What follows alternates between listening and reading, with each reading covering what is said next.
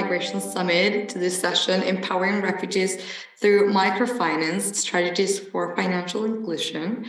I see lots of familiar faces already, but I'll just quickly introduce the Migration Summit and I'll pass it over to our moderator and incredible list of panelists that we have today. So the Migration Summit 2023, organized by MIT React, Namal Karam Foundation, is a month-long global convening designed to build bridges between diverse communities of displaced learners, universities, companies, social enterprises, policymakers, and more around the key challenges and opportunities for refugee and migrant communities. This year, we're exploring the theme co-creating pathways for learning, livelihood, and dignity through virtual events hosted by participating countries around the world. And for anyone who is just joining the summit, the song you've just heard was co-written by Marcus Loving and Patricia Bubu, who are both part of the organizing committee in a method that is called Stories to Songs. And so it's our very own song of the Migration Summit. Okay, and so without further ado, I'll pass it over to Susanne Klink, who will be the moderator, who is Senior Livelihoods and Economic Inclusion Officer at the UNHCR. Over to you, Susanne. Thank you. Good morning, good afternoon, or good evening, everybody, and welcome to this session on empowering refugees through microfinance. It's really great to have you here. My name is Susanne, and I'm working on refugee integration and inclusion for UNHCR's Bureau for Europe, with refugees' financial access being one of the key elements of my work. Together with me on the panel, we have today Asif Khan, who's an entrepreneur and currently based in Sweden. We have Kaja Nula from the Microfinance Center, who's based in Brussels. We have Alia Fahad, manager at Al-Majmoua, based in Lebanon. We have Adrien Guizon, who's the international director at ADI, based in France, and Lev Plaves, director of investments at Kiva, based in the United States. Today's workshop aims at providing an understanding of the concept of microfinance and how it can be used to empower refugees to become economically included and self-reliant. For this, we will look at the challenges faced by refugees in accessing financial services in Europe, but also globally, learn about the potential of microfinance as a tool for promoting financial inclusion and economic empowerment among refugees, and discuss good and emerging practices for strengthening financial inclusion and setting up effective microfinance programs for refugees in Europe and other regions. While this session focuses on financial inclusion and access to microfinance, it's also important to understand that financial services play a key role in the socio-economic inclusion of refugees. Without a bank account, refugees have difficulties in signing a rental agreement, receiving a salary, accessing social protection, and to buy and sell products. Without access to microfinance and loans, refugees have limited options to start and grow a business, continue their studies, and buy property. Financial education supports refugees to manage their income, develop saving habits, and better affront shocks. As we would like the session to be interactive, we will start with an icebreaker facilitated by Kaja. Afterwards, Asif will share his entrepreneurial journey with you, and then we will have a panel discussion on microfinance, where we would like also to learn about your views and experiences. The session will finish with a short conclusion. We are very much looking forward to your active participation. And with this, I'm handing over to Kaja. Thank you very much, Suzanne. And yes, we called this session a workshop, so we will also make you work a little bit during that session, and hopefully I am also going to be able to share with you a Slido, but maybe not, as I see I cannot do that. So, but maybe I just post it in the chat. And then I hopefully going to have all of you answering a few questions regarding the what do you think about the microfinance and financial inclusion and why it's necessary. So let me just put the So, Slido Katya, into. I think you should be able to share your screen. Do you want to try again now? Maybe I do. No, unfortunately, I don't think I have the possibility. No, unfortunately, I can't share the screen. Well, Okay, if we give me a cannot share second. the... Do you want me to Yeah, share it? if you can share it, that would be great. Yeah, give me a second. Because I understand I need to scan a QR code. Is that correct? Yes, so you can just go to Slido and then you can just put the hashtag and hashtag 423 and 1000. Yeah, so let me. Julius is also very good in entering, so thank you, Julius. You're getting the golden star for entering as a first one. Thank you, Camila.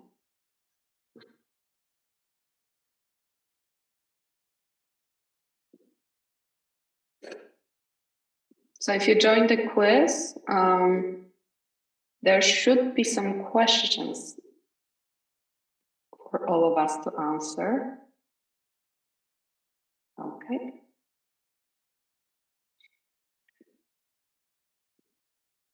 So do you see the question? Mm-hmm.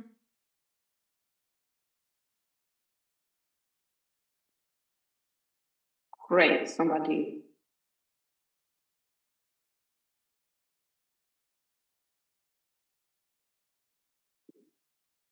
To be honest, I'm really looking forward to finding out if the Slido works or not. Yes, so far it's very correct answers from everybody.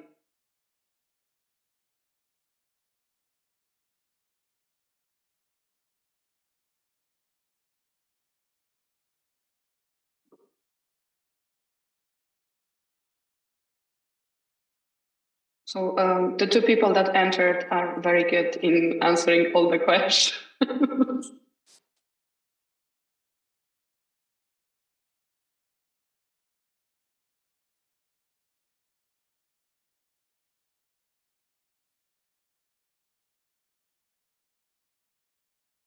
So the correct answer for that one is all of above. We have two more questions because we really wanted to have an interaction with you, and that was just something that supposed to be fun and interactive, but I think I need to work a little bit more on my Slido. But thank you for bearing with me. Mm-hmm. And I think that's our winners. So Kate and Lev, you did great from that part. So this is end of the interaction. So congratulations, bravos.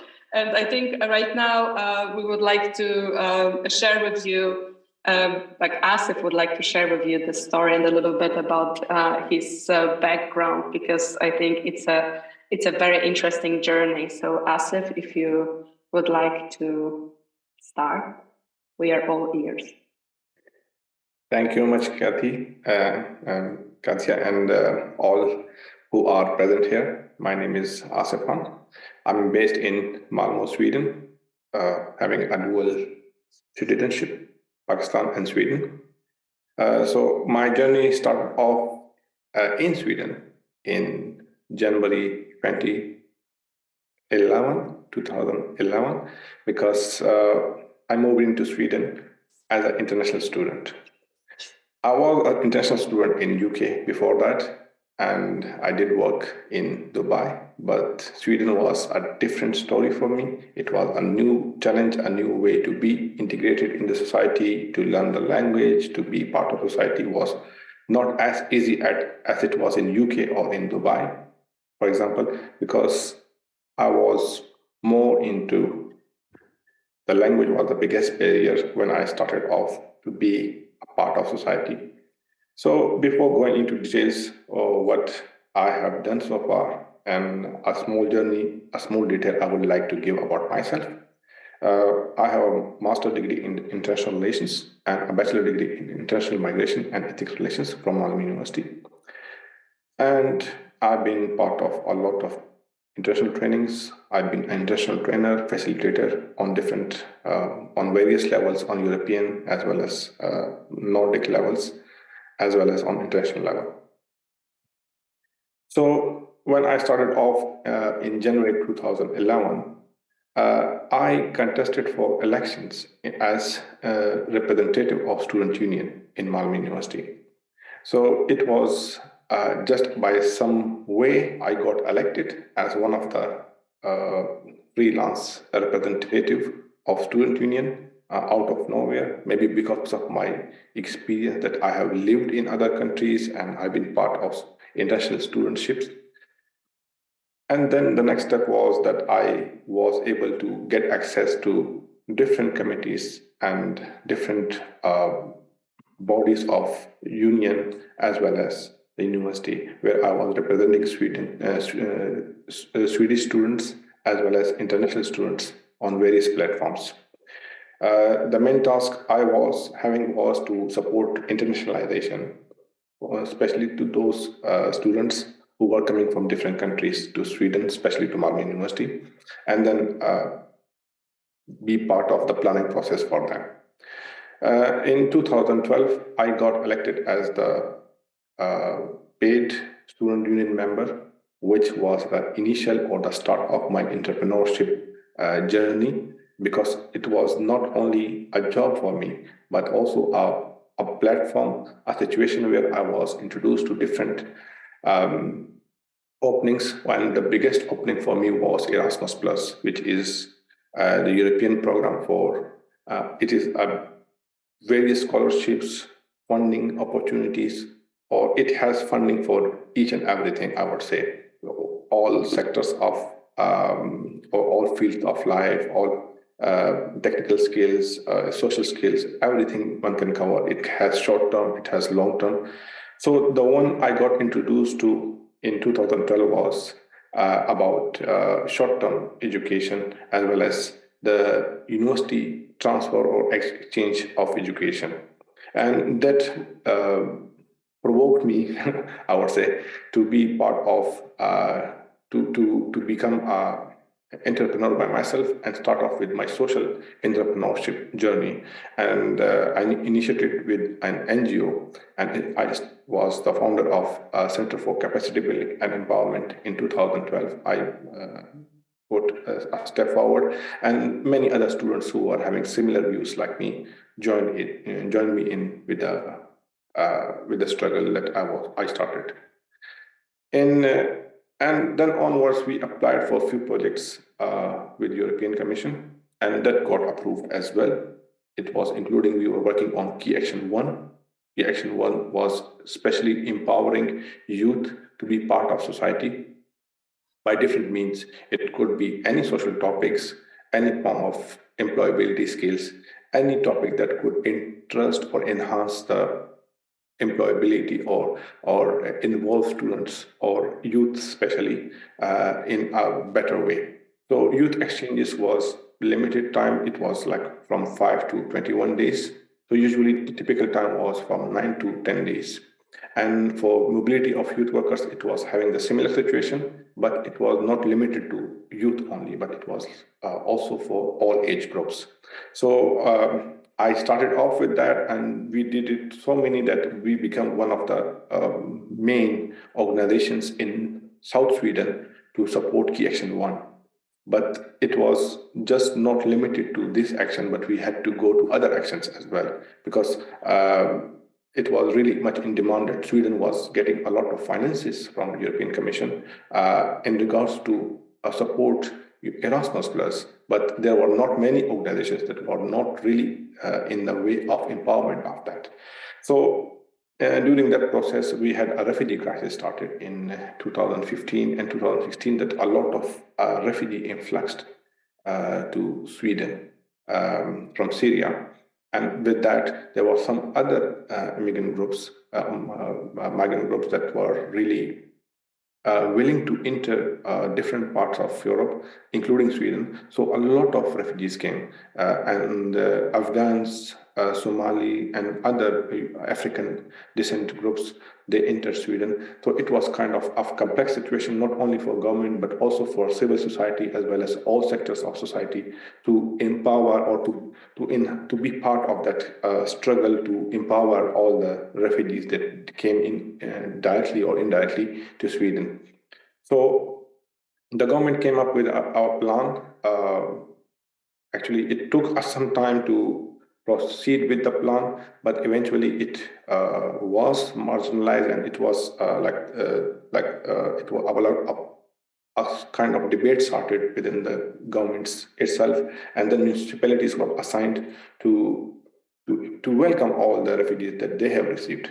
But the complexity of the situation was that they were not really empowered. They were not having the resources to go ahead with all the refugees, and then they required help from civil society. So people like me, who were already part of the civil society process and who were having already migrant background, because since coming to Sweden, it was a continuous struggle for a person like me or other people or other students who came before me or after me. They were going through the same process, and we were not finding a way where we can stand. And I was lucky enough to find a platform, but it was not easy for everyone to find a platform, because the biggest barrier was language. We were speaking English, but not Swedish. So we started off with Swedish language, and the same thing the government applied to newcomers like refugees who were not coming on the proper, like they were coming as refugees, not as migrants. So government started off with SFE program. SFE is the empowerment of refugees through linguistic skills, and they were financing them. In microfinance was provided to them. They were getting a small salary for studying itself. So I'm not sure. Not many countries were providing money for those who were studying the language of the country. So Sweden was probably one of the few countries that was doing that in Europe, and the finances were so good enough that they could make their living easily. For example, they were able to afford their housing, or if they were not having the house, for example, there was a single lady or single man, they were accommodated in a households where the government was responsible to pay the rent or provide them food and other normal things to get access. They were provided with special bank cards. They were provided with a health card that was called LMA, which was having free medical care for the refugees that were coming. So this kind of microfinancing initiatives were taken by the government, and they involved the civil society as well with them in the larger scale of the project, like refugee welcome kind of projects where civil society was standing with the government and welcoming refugees when they were entering Sweden, for example, in the train station or at the airports if they were coming from other European countries. So, and also very many organizations took the part and provided the support and their skills and their residential areas to a lot of refugees, welcoming them to get them on the spot and provide them the opportunity to be part of the family. And so this was kind of initiative that civil society to come up with, and we also followed the path. So now we could see that, okay, refugees are coming, they get accommodation either through government or through civil society. They are having a place to stay. They are having they get enrolled easily to the language programs. They started somehow integration in the process. But what now? They were still lacking the skills to be part of society by getting the employability skills, the skills that how can they gain their microfinances, or they can start their businesses, for example, or they can be part of society through getting directly go to the work. Finding a work was not easy for them to be a part of the society just because they were not having enough finances or not having the skills. So from skill, I mean Swedish language, because language was one of the most important things to be considered to live in Sweden, because everyone speaks Swedish and everything should be conveyed in Swedish to be empowered. So we as the organization, we started off some project that could provided some kick to the refugees and migrants generally, so that they can be easily part of society. And we started off with, in 2016, we started with a big project with other European countries, and all the countries were coming, receiving a lot of migrants and refugees. So the project started in 2016. It was migrant and refugee entrepreneurship through solidarity and social economy in non-formal training with intercultural approaches learning. So we applied intercultural approaches and provide them a team or a base where they can be together as well as they can contribute and gain from social economy. So on social sector, we started off with this project, and then slowly we had the opportunity to gain or to gain funding from European Commission for other projects like unemployment among refugees and youth. It was for like 9-month project, and then by the end of 2017 we got another opportunity to get another project from European Commission, and that was leadership development in refugees and minorities. So all these skills that we were trying to convey into the refugees to empower them or to make sure that they are part of society easily and have their first step taken to be to get their microfinances, for example, or start off with their careers. Then onwards, we got an 1-year program from Erasmus Plus, and it was empowerment of refugees through journalism. So we thought that okay, we do require people. We have a lot of refugees, and in my city, in Malmo, we received more than 50,000 refugees in 2015 and 16. So we had a very big scope of people who could have joined different teams and different sectors. So journalism was one of them, because the huge population was coming from Arabic speaking, and we were lacking journalistic skills in the Arabic population coming from Syria mostly. So we initiated this program and tried to empower all those who were having some background, educational background or journalistic skills in the background as their experience. Then onwards, the next year in 2019, we work with youth mostly, because our team and our main purpose of our organization is to work with youth, especially from marginalized background like refugees, migrants, socially not active people.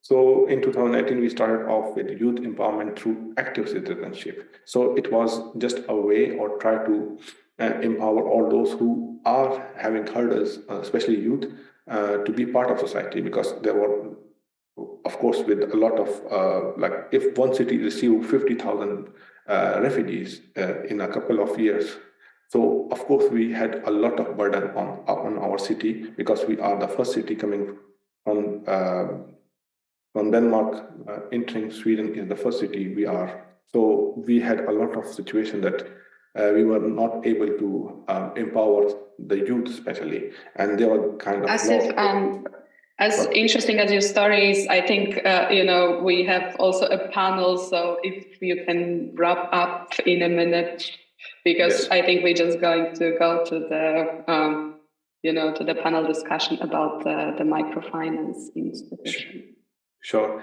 So yes, and then onwards we had the global crisis as COVID-19 appeared, and we collaborated with Analin Foundation through various projects for employability, as well as in last year we started off with a 2 years long project with engaging marginalized youth for sustainability, especially coming from refugee background.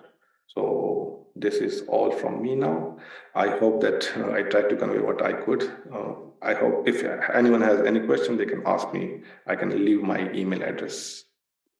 Thank you very much. I think there will be a time for questions in a second. So Asif, thank you very much for sharing your perspective. I think it's a very interesting mix of experiences, of support, of the public support that is being given of the civil society, of the microfinance institution and other providers of training for skills. So I think this is all going to be nicely wrapped up and maybe discussed a little bit more in detail by our panel, because we have some excellent speakers. And then, of course, we would like to have questions and answers for all participants. So today, we want to go with you through this whole ideas of how microfinance can be used as a tool for financial inclusion of refugees. And I think we have a great panel for that discussion. And maybe, Suzanne, I start with you. What do you think from the UNHCR perspective and from your professional experience? What are the financial and non-financial needs of refugees? Thanks a lot for your question, Kaja. Well, of course, it depends a bit on the individual profiles and context of the situation, but in general, we can say that needs change over time and that they are linked to different phases of displacement. And basically, we have 4 different phases. The first phase with the arrival, the second phase, the initial displacement, the third one is more the stable or protected displacement, and the fourth phase, which is linked to permanence or voluntary repatriation. So if we look at the first phase, the arrival, this is basically everything that is linked to immediate basic needs. So the demand for survival cash, for housing, for food, for medical services, as well as also often for repaying debt incurred during the escape. If we look at the second phase, which is the initial displacement, this very much starts with the process of socioeconomic inclusion in the country, in the host country. So access to housing, education, language learning, employment, and entrepreneurship. And for this, the financial services are linked to access to saving, to remittances, to families in the country of origin, to micro or consumer credit, and to health insurance. And the non-financial service demands are linked to information on the markets, information on job placements, internships and training, business development services and startup grants, financial literacy training, life skills, and social interaction skills development. If we look at the third place, which, as I said, is more the stable or protected displacement, with the main objective really of making a better living in the host country, the financial service demands include access to business loans, to mortgage or home improvement loans, to transactional accounts for cross-border payments, and remittances, and also health insurance. And the non-financial service demands are linked to skills recognition, upskilling, and access to decent work, mentoring schemes, business development services, and linkages to markets and value chains for entrepreneurs. And then the last phase, the fourth phase, which is either the permanence in the host country, so long-term local integration and naturalization, or also the voluntary repatriation to the country of origin if return is safe and a person voluntarily wants to return. And then there we have basically similar financial service demands as also the host country nationals for those who want to stay in the host country permanently. So this means savings, pension plans, credit, insurance, and transnational services. And the financial service demands for those who are looking to return are linked to savings for the journey, transferable credit histories, transferable pension schemes, and also deferred annuities. Thank you. Perfect. Thank you very much. I don't let you go yet because I have a follow-up question to you. So in your experience, what are some of the most significant challenges that refugees face accessing financial services? And I know that you are based in Europe, so maybe you can use Europe as the case study. Thanks. So yeah, in Europe, we have a more enabling legal framework than in many of the other countries. So most of the challenges we see are more linked to effective access to services and not legal barriers that are hindering refugees to access the right to work, financial services, and so on. So if we look at but there's perhaps just to add, so the de facto access barriers that we see in Europe are also relevant for other parts of the world, only that in addition to this, oftentimes there are also legal barriers. But in the case of Europe, so one of the key barriers is a lack of information by refugees on financial services available and how to access these. And good practices in this regard include, for example, multilingual information, which we have, for example, in the UK, Ireland, Cyprus, or also in Brazil, if we look at other regions in the world, that have been developed by financial service providers and consumer protection services in order for refugees to better understand their rights. Another challenge is also for some refugee groups, limited financial literacy, which of course can be addressed through trainings. And there is, for example, and also particularly more for the developing world, an ILO training of trainers that has been developed on financial education, and that targets specifically the needs of refugees for financial education in this regard. Another key challenge is also the lack of awareness by financial service providers and integration stakeholders on refugees' rights to financial services, and also a lack of understanding of the business case. And in this case, a good practice is awareness-raising campaigns by national banks and other actors working on financial inclusion, and also financial inclusion workshops that we have been conducting with the UNHCR in a couple of countries in Europe in order to inform financial service providers about refugees' rights and also how to work with the different stakeholders in order to facilitate access to financial services. Legal uncertainty is another key barrier for financial service providers, because sometimes there are ambiguous or contradictory legal frameworks and policies, or policies and laws are not clearly referring to refugees' financial inclusion. And this, of course, makes it sometimes difficult for financial service providers to offer the services for refugees, because they would like to have a clear framework in place in order to offer these. What is a good practice in this regard is, for example, a statement or several statements that have been issued by the European Banking Authority and also by different national banks, for example, in Malta and Germany, providing guidance and instructions on refugees' access to financial services. Another key challenge is the lack of coordination and the lack of holistic socioeconomic inclusion approaches that link integration support, business development services, and startup grants with access to financial services. Because oftentimes the needs are broader, and this we will see from our financial service providers in the panel, I think. But it's really good to ensure that approaches are holistic in order to address the different barriers and also in line with the capacities that refugees have in order to access services. And good practices in this regard are some of the partnerships that have been developed as a result of the financial inclusion workshops we had in Bulgaria, in Georgia, Cyprus, and Serbia, and also in other parts of the world. Two more key barriers are the limited knowledge of the local languages of services available, which can be overcome through language training and information provision in multiple languages or multilingual service providers. So oftentimes also financial service providers, but also others are hiring refugees with the right skill sets in order to make their services more inclusive. And of course, also close cooperation between integration services and financial service providers. And just to say that, there are also quite a few opportunities in Europe, as I was already mentioning. So we have the enabling legal framework, we have financial instruments that can be further adapted. There are existing good practices in the region that can facilitate replication and the scale up. But I think still quite a bit more is needed in order to really address all the different access barriers that I was mentioning. Thank you.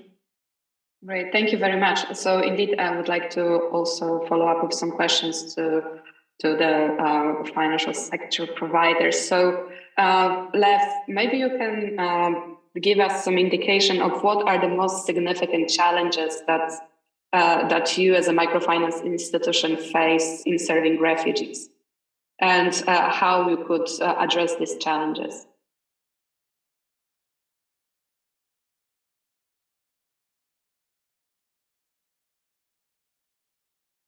Lev? You cannot speak? You cannot unmute yourself. Give me a sec. I think you should be able now. Thank you so much. You're welcome. Will not allow me to unmute. Thanks, Kasia, and thanks for having me. And I just want to clarify that Kiva actually is not a microfinance institution ourselves directly, but we serve as an intermediary funding local microfinance institutions in close to 80 countries where we operate. And one of our core focuses is supporting the microfinance institutions that we partner with to serve refugees and displaced populations themselves. So for those who aren't familiar with Kiva, at our core, we are a crowdfunding platform. So if you are familiar with Kickstarter or others like that, we're a similar model, but for loans. And so we are kind of a platform where anyone with $25 can browse profiles of thousands of entrepreneurs around the world and lend as little as $25 to support their small business. So Kiva is based in the US, but most of our work is again in close to 80 countries where we operate. And Suzanne, I think you did a great job kind of touching high level on a lot of the challenges that we've seen. But I think, you know, in talking to a lot of our partners around the world, and I know Ali at Al Majmou will be able to speak directly to this, the biggest thing that we see kind of front and center is a perception of risk of lending to refugees. This belief that refugees are difficult to underwrite as a microfinance institution, largely around a perceived flight risk, a kind of core concern that refugees are likely to flee to another country and thus don't represent viable clients.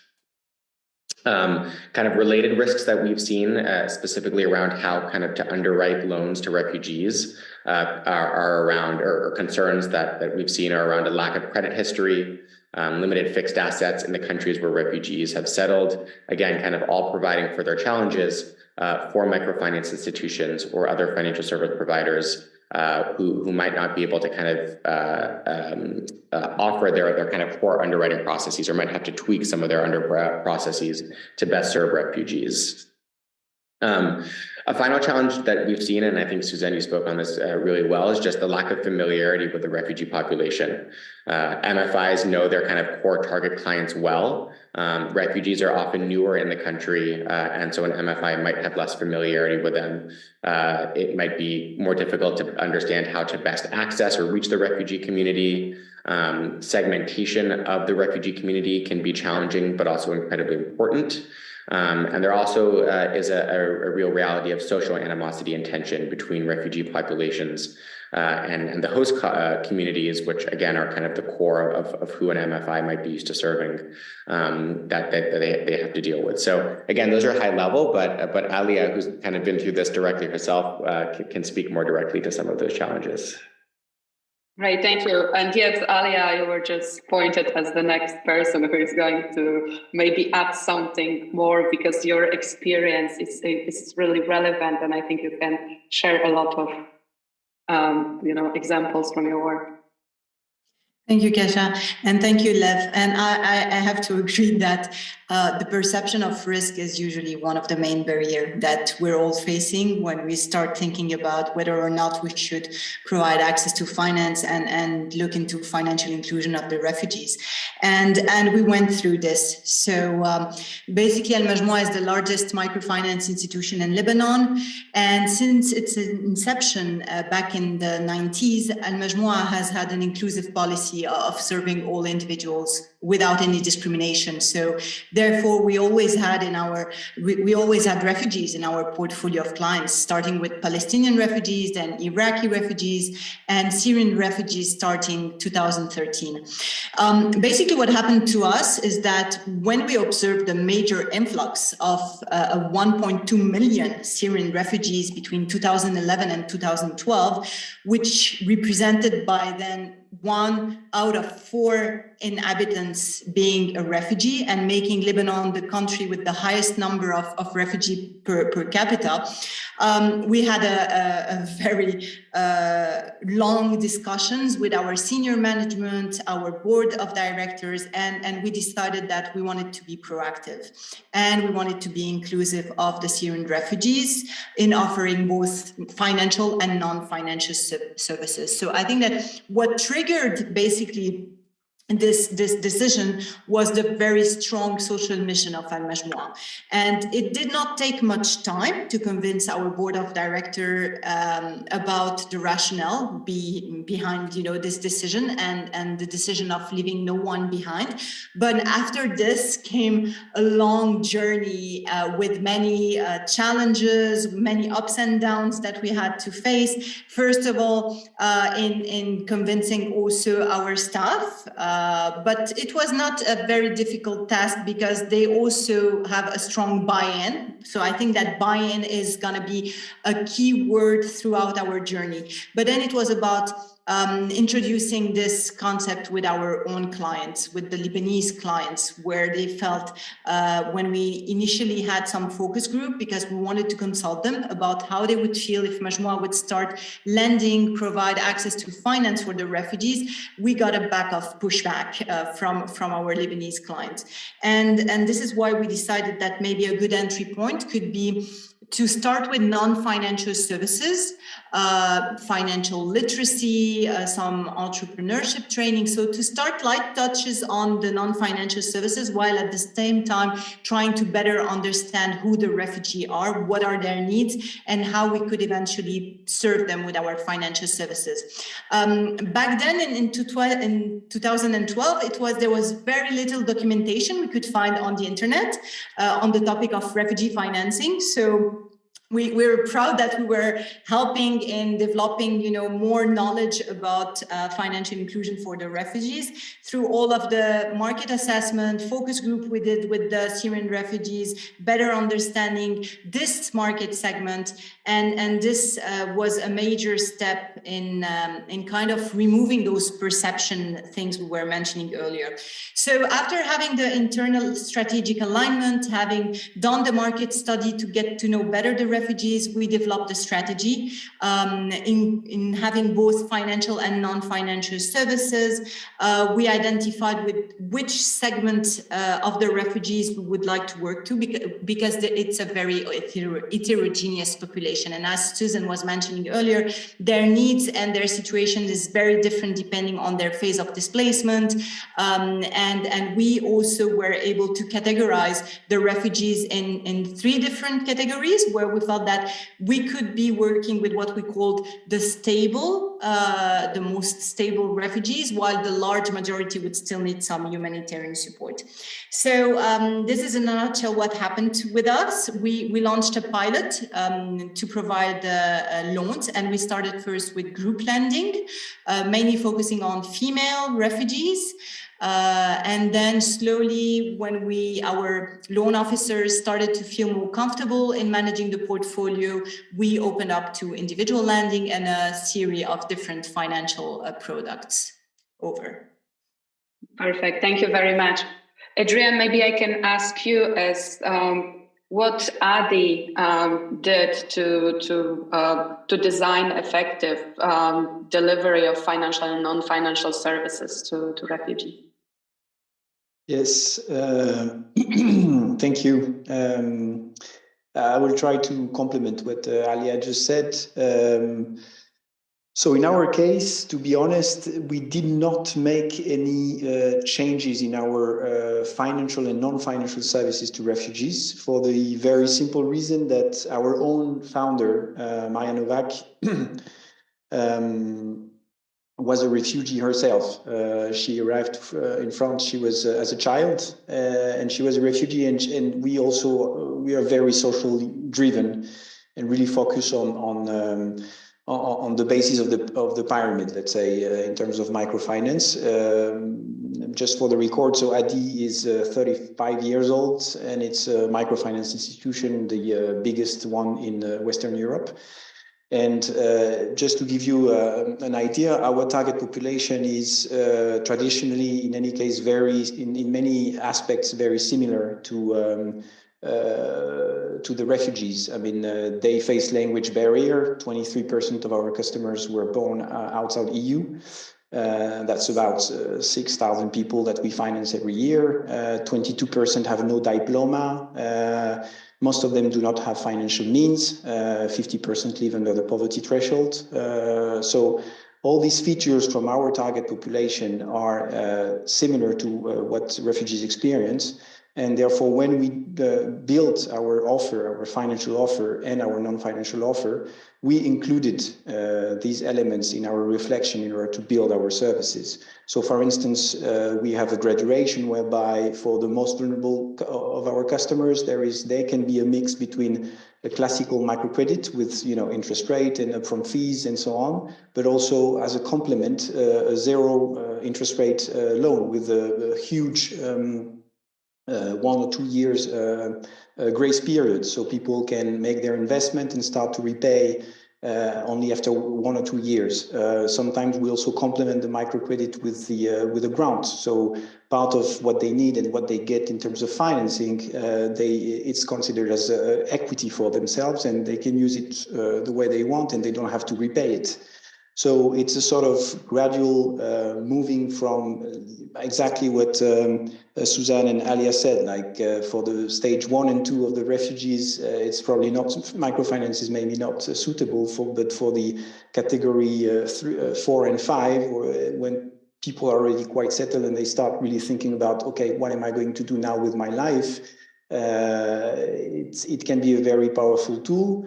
And since our financial instruments were already designed for very vulnerable people, they also somehow work for refugees. And the reason we also didn't change our non-financial services is basically the same reason. We made a survey towards some of our people that we had financed in the past, refugees, and basically they said, but we want to be treated as all the others, like people from the host community. We want to mingle with them. That's the only way we can really learn the language and get included in this society we're living in now. So we don't want to be like attended in a separate services altogether among refugees. That wouldn't fit our expectations. So we didn't change either our non-financial services. Because our non-financial services include accounting support, and many, as Suzanne said, need some literacy, financial literacy. So accounting is a good example of what they can need. Open hours, so at any time, a couple of days a week, they can come to our branches and ask for whatever the administration issue they're facing. Registration of their company, tax payment, because they're not used to the administration of the country where they live, France, which is not the least of the administrative country in the world. Or they need coaching and mentoring, so to get moral support, advice that is not necessarily so technical. It's just to know that someone is here that you can talk with about your project, about the challenges you're facing, and so on.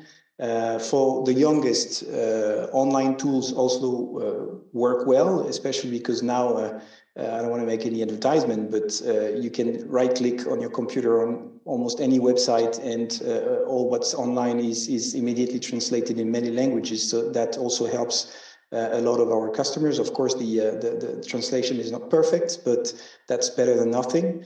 And we also have a big pool of volunteers that most of them, but not all of them, are retired, and they offer their time to our customers. So all this applies to any of our customer, but is also suitable to refugees. And we did it exactly, went through the same process as Alia described for Al-Majmoua. We started with a pilot project, and now we are more or less financing 250 refugees a year, most of them, a big majority being entrepreneurs. And we didn't have to fight so much due to what I mentioned, our history, our usual target population. our founder, to convince our staff and our management to start this adventure. And we didn't have to fight against, for instance, prejudices like people would fly or anything. And I mean, there are some evidence that show that in any case, more than half of the refugees have been protracted for more than 10 years. So I think this simply data shows that this risk is sort of a myth, I'd say. Perfect, thank you. Lev, I would like to ask you if from Kiva's experience, you can share some examples of effective design and delivery of financial, non-financial service.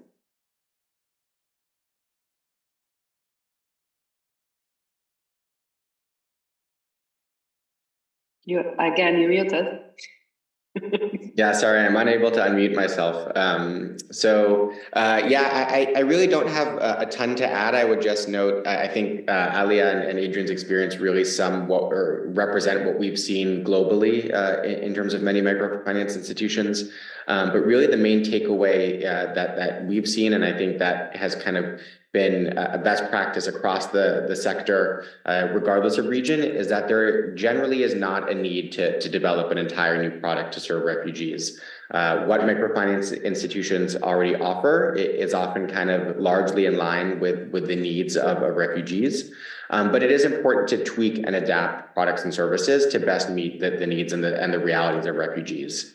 And so, for example, we've seen a lot of MFIs that we work with have to change their ID requirements in terms of the type of identification they accept for refugee clients, or change their guarantor requirements, or reduce loan sizes to best serve refugees, right? There's kind of small shifts that need to be made to make sure that refugees can access the products and to make sure that the products are suitable for the needs of refugees. But it really is not something that needs an entirely new product or program, given kind of the comprehensive approach that MFIs are already taking again, to kind of serve the clients that they have extensive experience serving. So I just wanted to note that, but I think Alia and Adrian have done a great job representing what we've seen from our experience as well. Great, thank you. Alia, so I would like to maybe follow up on something that was said about the building trust and engagement with refugee clients. So because we know that there is a cultural barriers, there are language barriers. So how are you approaching this? Yeah, thank you. Just before answering this, I would like also to confirm that for Al-Majmoua, we did not change our products offering because we had also the same feedback during the focus group from the refugees who were asking for being treated with dignity and on a equity, equality stance with the other clients of Al-Majmoua.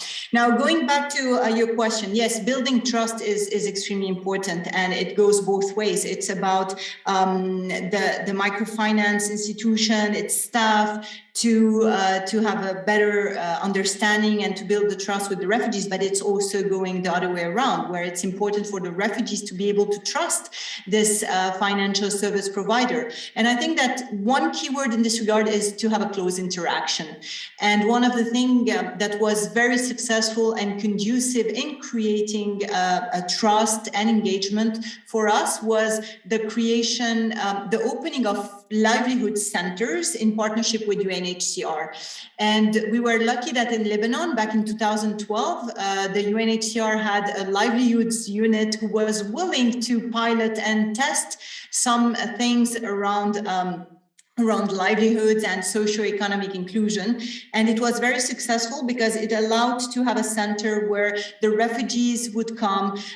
We would provide very different type of services. So a bit of this holistic approach mentioned earlier by Susan, where there would be some trainings, personal development trainings, soft skills, but also entrepreneurship, technical, vocational training. So really a variety of different things.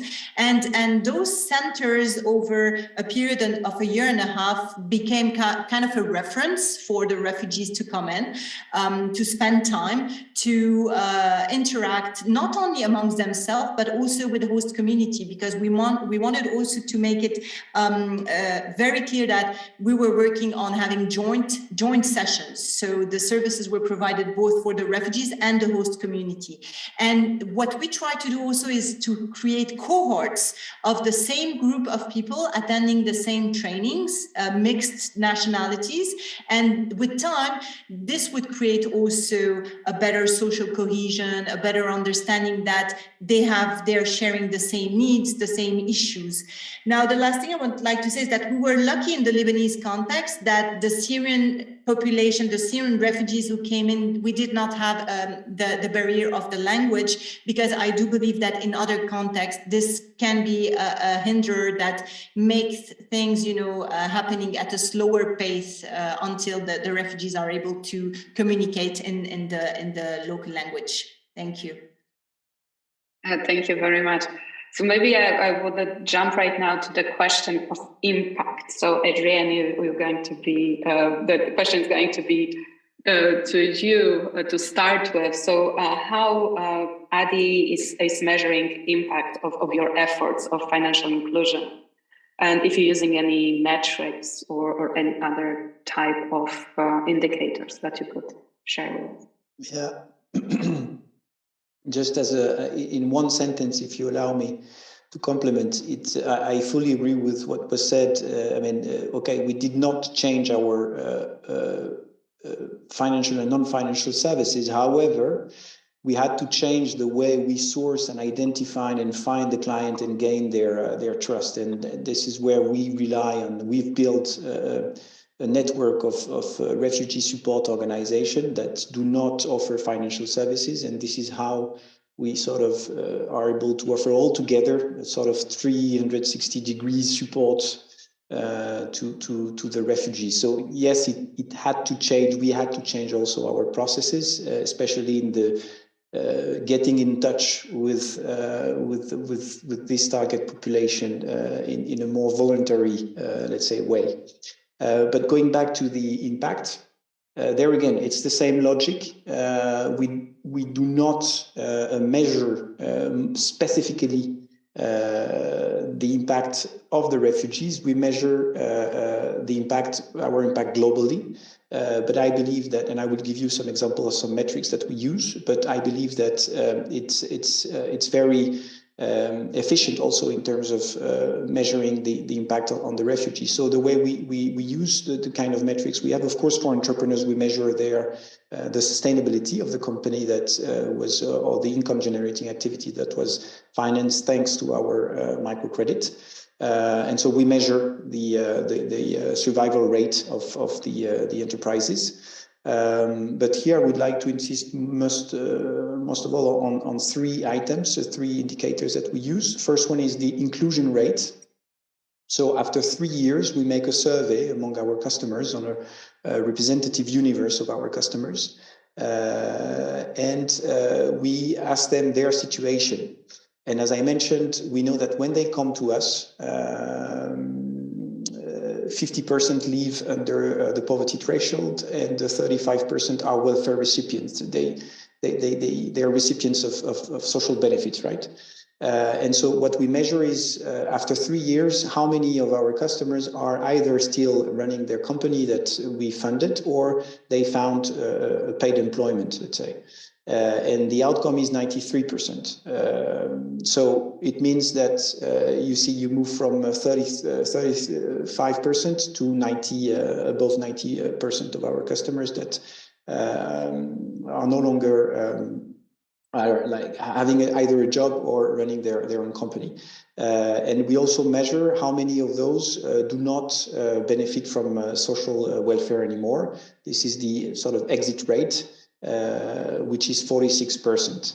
And finally, the other things that we measure, and I would like to insist on this also because another prejudice that we unfortunately too many times, too often hear, at least in France is this debate about refugees, migrants coming to France and so on. And what we measure is what we call the social return on investment. So basically, the people that we helped starting their company or accessing a job were in many cases social welfare recipient when they came to us. So they were actually, let's say, costing to the society.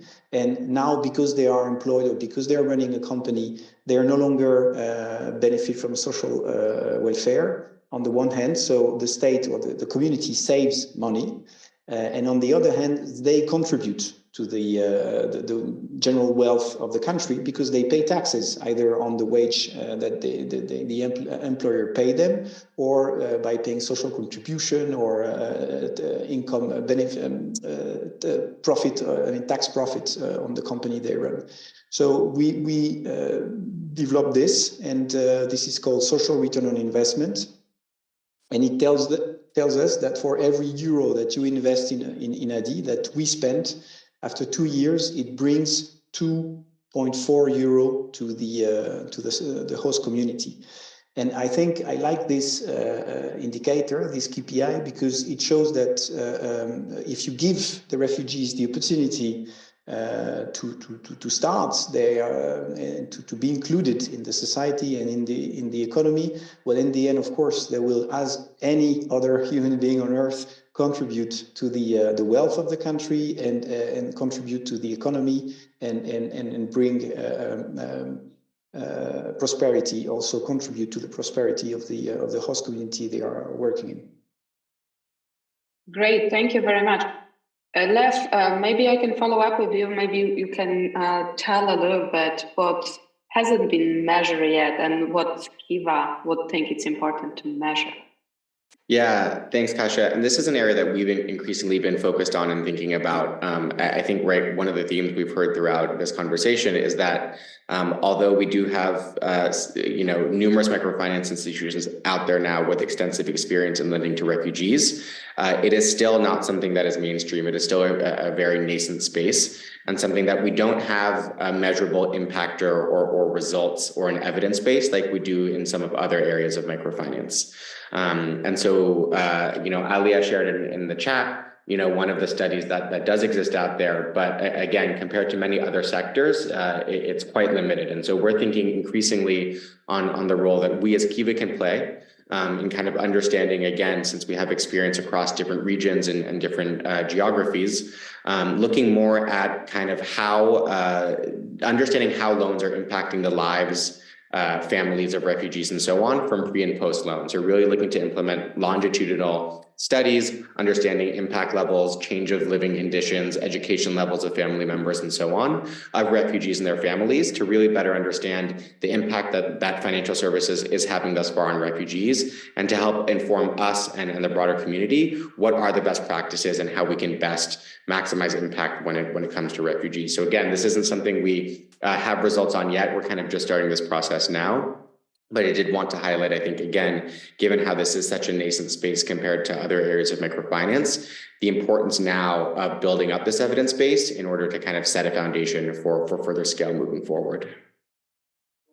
Perfect, thank you. So maybe you can also continue a little bit the thought of so you think that there is a business case to serve refugees? Yeah, so I think this will come as no surprise given what the conversation has been thus far, but 100% our experience again across the Middle East, some in Europe, East Africa, and Latin America has resoundingly been yes, that there is a business case to be made when it comes to lending to refugees. We've now facilitated on the Kiva.org crowdfunding platform over $30 million in loans to refugees, again, kind of across the world. We've seen over that $30 million that the repayment rate for refugees has been right between 95 or 96%, which matches the repayment rate of non-refugees on the Kiva platform. And in many countries, we've actually seen refugees repaying their loans at a higher rate as non-refugees. So I think, when we talked earlier on kind of what some of the reasons are that refugees remain largely financially excluded, what we've seen and what kind of this stat demonstrates to us is that it's much more perceived risk than an actual risk. And if you look at what we've seen, what again, the MFIs we've heard from today have seen is that lending to refugees is not only viable, but if you are a microfinance institution in a country with a large refugee population, there's a business case to be made to do so, right? You're accessing a target market that no one else right now is tapping into, and so you're able to extend your client base to serve those who haven't been served by any other competitors. So for us as Kiva, we continue to look to use our funding to support MFIs in scaling or starting lending to refugees. But equally important is sharing out the success that we've seen and the fact that we've seen lending to refugees be incredibly viable, just as lending to non-refugee populations. And so our goal is kind of to use, again, these data points to encourage other MFIs, to encourage other investors to enter the space. And really continue to change the perception that refugees pose a risk, and really help kind of, again, create a narrative and demonstrate that refugees not only are viable, but there's a business case to be made to lend to refugees. Great. So Alia, because you are MFI from the country where has a lot of refugees, so maybe you can tell us a little bit about what results you have from. Yeah, so what Lev just mentioned resonates with our experience, and for us also the business case was confirmed.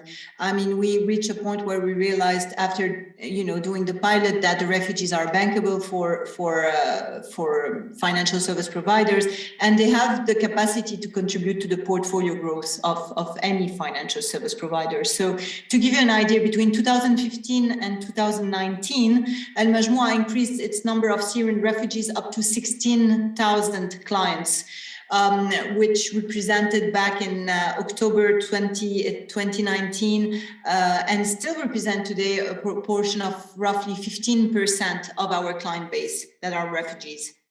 So what we've seen over time is that the refugees have a tendency to be more responsible with their credit facilities, and probably because they have more limited credit opportunities in the market. So they're very keen on repaying their loans on time, as Lev was mentioning.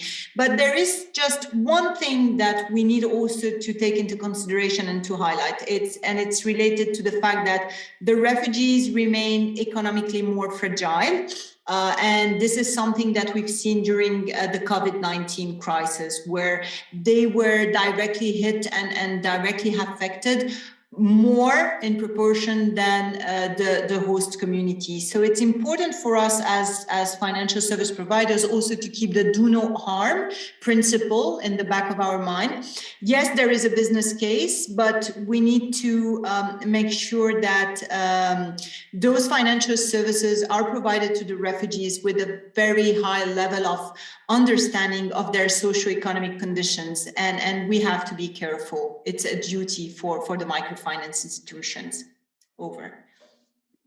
Thank you. I have a last question, and I would ask the audience to already start thinking about what they would like to ask to our dear panel. So, because otherwise I have some other tasks for you, and you know how technically advanced I am, so it's maybe better that you actually have questions. So, but my last question to Alia, to you, and I hope that Adrian, Lev, and anybody, and Suzanne, if you would like to jump in, it would be about the policy framework that can support the MFIs and other stakeholders to promote financial inclusion for refugees. Alia, can you? Yeah, I don't want to start. I don't want to start with this. So yes, I think that what we've seen from our experience is that there is a lot of advocacy work to be done with both governments and central bank to push for the financial inclusion of the refugees.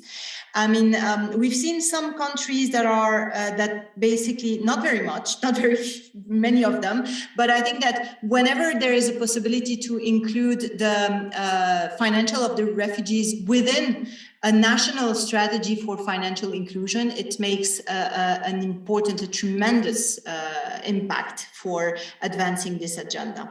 What we've seen also is that there is the need to to do some efforts at policy level to enable the refugees in accessing legal documents, residency status. We haven't much talked about it, but the whole ID and KYC related things are a major barrier that we're facing as financial service providers. So it's important that the country provides those type of documentation for the refugees. And what we've seen also is that, and it was mentioned earlier, the longer the refugees spend time in the country, the more their financial services demand kind of mirror the one of the nationals. And therefore, it's important that we have a framework, a regulatory framework that allows also to open up for all of the different type of financial services, including savings, microinsurance was mentioned earlier, remittances, how the cross-borders transfer can also occur. So this is a bit of what we've seen ourselves in Al-Majmoua and in Lebanon. Over. Thank you. Adrian, is there anything? Now, just to complement a little bit what was said, I agree that there should be, I mean, if there is a policy, it's always better.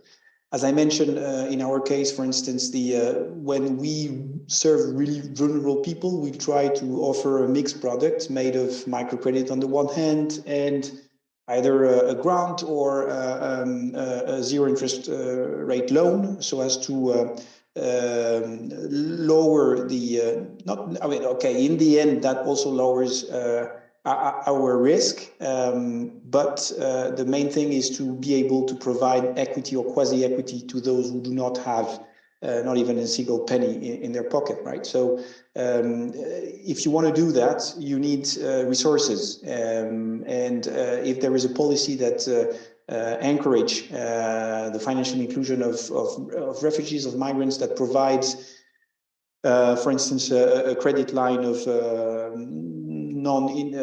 with zero interest rates, that is definitely something that would ease the work of financial institutions. I also believe that sort of national guarantee fund that enables lenders to increase their risk appetite can be very useful. So that's for what regards the operation of financing. We do not experience in France so much problems in terms of regulation, because we have very I would say it's a good example, I believe, of regulation of non-banking financial institution. There is a rigorous control, but which is also proportionate to what we're doing. So we do not experience extra barriers in France in terms of KYC, or, I mean, it's strict, but we can finance refugees without big issues. The main problem would be rather in the type, and I think that's something that I've seen also, for instance, in Turkey, where they fight to have a residency permit, which, believe it or not, in France can also take ages before they actually get this residency permit. And sometimes the residency permit wouldn't allow a refugee to start a business, for instance, or would not allow him to work in that or this economic sector of the country.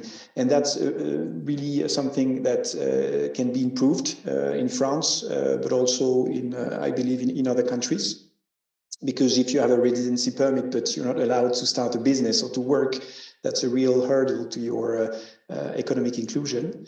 I think there is another thing which is a good example from France, and I don't want to sound too cocky, but we have something that was settled by Banque de France, which is called right to bank account. So in a nutshell, because in theory, as Suzanne mentioned, banks, most people get access to bank account, but it's not as simple as that. Based on who you are and so on, sometimes bank just deny you the access to a bank account. And without a bank account, there's almost nothing you can do right nowadays.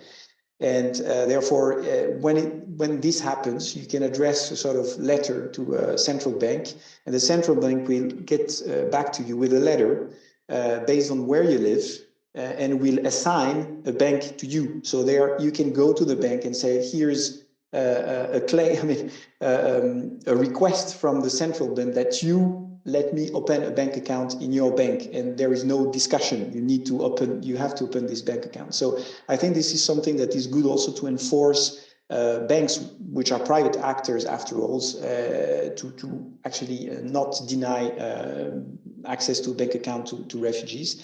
And last but not least, this is a very broad comment, but this is, I suppose, something that refugees face everywhere in the world, is the recognition of their home diplomas.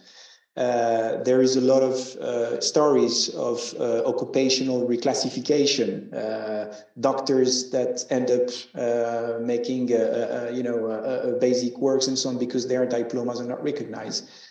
So in that case, yes, I can understand, but I also have in mind the case of a hairdresser back in Syria, and she had to again make her diploma in France in order to open her hair salon, right? Which does not really make sense, right? You're not operating people, making surgery, you're just cutting hair. So these are the kind of things that I believe still nowadays in many countries are big hurdles for refugees. Thank you. Mikhail, you had your hands up and questions, so please.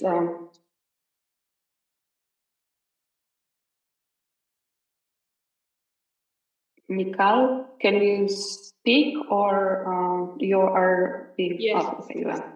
Okay. Thank you very much. It's been... Okay.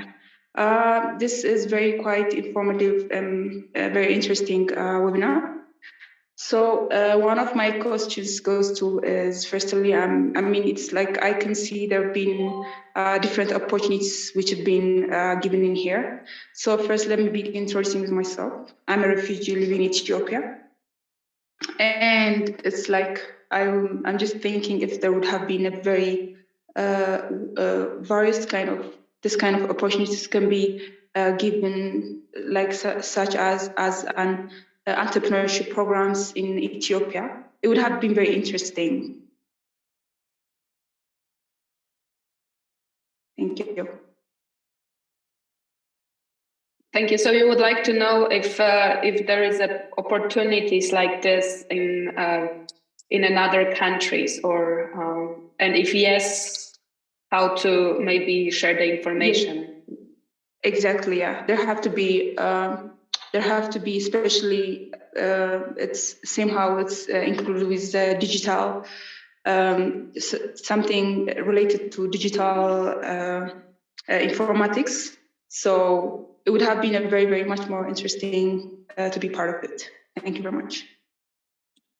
Thank you. I ask my esteemed colleagues if they have any ideas, or maybe they can share some good experiences that they heard. How was something like this shared? Because I have this feeling that sometimes it's a very European approach, that we do a lot of business development services and it's kind of being obvious, but I know that you are representing different geographies and you work in different geographies. So maybe something that we can advise, Mikhail.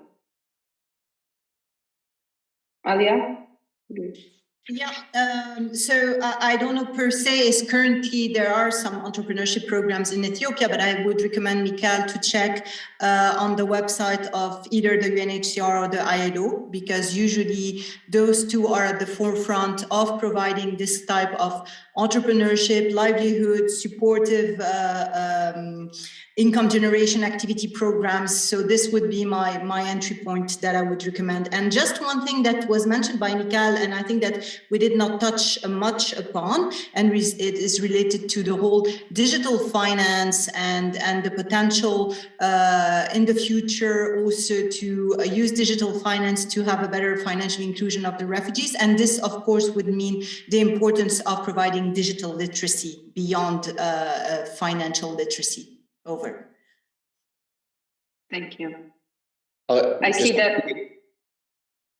No, so go ahead. I'm just going to quickly note that I will highlight that one of Kiva's strongest partners lending to refugees in Africa, who's had wonderful success in Rwanda and Kenya, has recently expanded into Ethiopia.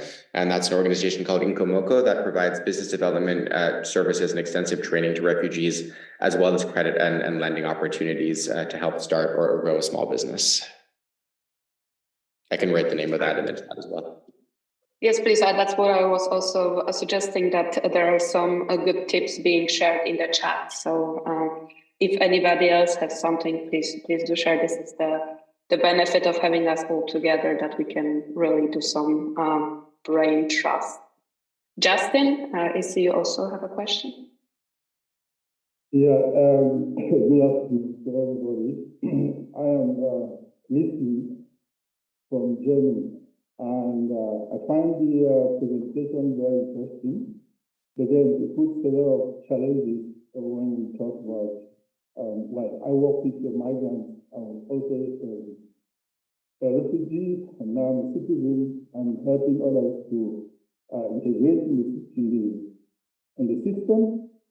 But the presentation you put makes it very difficult, for as a migrant here to have this financial support, in the sense that where the banks are open, they can have bank accounts, but then once you are in the social system, the money you have will be controlled. And then you don't have the opportunity to carry out a certain business unless you are permitted, and what they call, you have a perspective to remain in Germany. Yeah, the question I'm talking about, when I refer to the African situation, because I come from Africa, I now understand that most of the migration is from political or from economic perspective. And when we talk about microfinance, when people are not schooled on how to use money, because I put myself in a situation my father never taught me how to, or we never had a pocket allowance, we never had how to manage money.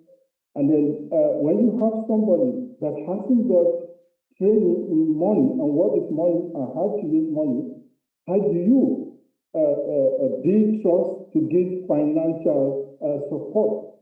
I see it on the contrary as a situation where this microfinance association is using it as a business, to get money. The interest is not educating people to understand what money is and how money is organized and managed, but exploiting them from the little money they give them. Thank you. That's my contribution. Thank you. So I understand this. This is like a multi-layered question. So first, it would be like how to teach people about money. So how we educate about money, and then how the people can be protected from the exploratory practices of some institutions. So I know that,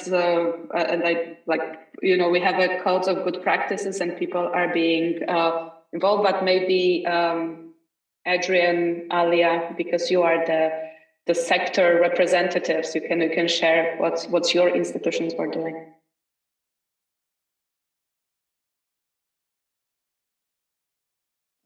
I'm afraid I couldn't hear well our previous speaker. I think the question was about the financial education, so how to teach people who don't have the basic financial or money literacy to be more confident. And then the second was alluding that there might be some misacts in the sector, and how to protect people from that. That's how I understood it. I'm sorry, Justin, if it's something that I paraphrased wrongly, but your speaker was indeed a little bit muted. Yes, but I think you are on the fact. The fact is that people do not know about money. And then you take them to give them money to finance, to do business.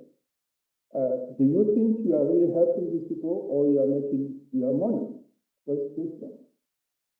Okay, well, I believe the context are quite different in Africa and in France, but in any case,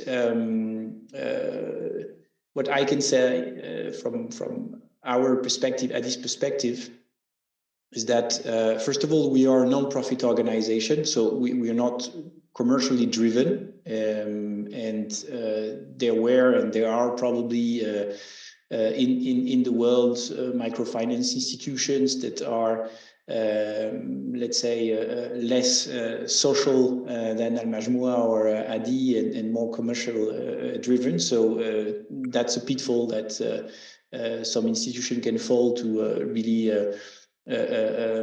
have a mindset too much oriented on a commercial basis and not so much on the finance, on the social aspect. But in any case, what prevailed is that the prerequisite for us to grow and to finance people, more and more people, refugees or not, is the credit risk. If our credit risk is too high, then we will lose the confidence of our investors and our partners, financial partners. So you have to find, as a microfinance institution, a sort of equilibrium, a balance between zero risk, which is not good because probably it means that you're not targeting vulnerable and poor people and helping them to increase their financial and social inclusion, but you are rather supporting already wealthy people, so to speak, and a credit risk which is too high, because, as I mentioned, in that case, you will lose the confidence of your partners. You will also this will also affect the moral of your team if every time they lend money to someone, this person is not able to repay, The core business of microfinance is credit. Credit comes from Latin. It means credere, to give trust. So you give trust, but of course that doesn't prevent you from making the right analysis. If you think that someone is not able to repay a loan because his financial personal situation is not stable enough, then you shouldn't lend to these people. And I think at the very beginning, Susan Klink also mentioned the fact that there are different phases in the refugee journey. And of course, microfinance is not the unique and ideal solution for everything. And most probably the refugees in phase 1 and 2 are in a too precarious situation, most of them, to take a loan and have a debt to repay, because they first need to settle down, to meet their primary needs, to find a house, and before they can even imagine borrowing money and launching it to a business, or So I think that's also part of the answer. That of course, we're not going to lend to anyone if we feel that this person doesn't have the capacity to repay the loan, for the sake of the customer, of the refugee, but also for the sake of what the MFI is doing. Thank you. Alia? Yeah, so very briefly to add on what Adrien was mentioning, I think there is a strong social responsibility also from the financial service provider who's going to serve the refugees. And for example, one of the things that we did early on is to train our staff about the do no harm principles, to train our staff about what is now called PSCA, so anything related to how our employees would be dealing and treating the refugees. And I think that consumer protection comes here as a very important aspect of us working and serving the refugees. Over. Great, thank you very much. I think we are running to an end of the session. So thank you very much for your questions. And I would like to give the last few words to Suzanne to finish. Thanks a lot, Kasia.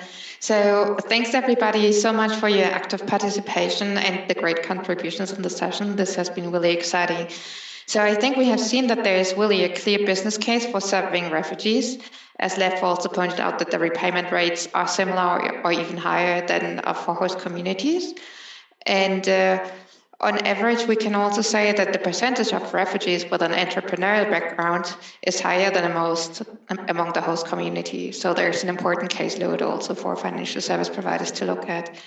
We've seen that there are no specific financial products that are needed for refugees, but complementary services perhaps to address some of the specific challenges that refugees are facing, or making the existing products more inclusive, for example, through facilitating the access with registration of refugee identity documents and so on. One last comment would be also that more focus is really being required on refugee financial inclusion and entrepreneurship through holistic policies and programs, because as we have seen, there's really huge potential in order to support refugees to really contribute to the host communities as entrepreneurs, employees, and consumers. But for this, they need to have access to financial services and be able to really fully contribute to the host communities. And your support in also promoting this through your networks would be highly appreciated. So thanks a lot, everybody, for your participation. Thanks a lot for all our panelists. And I wish you a great rest of the morning, afternoon, or evening. Thank you. Thank you.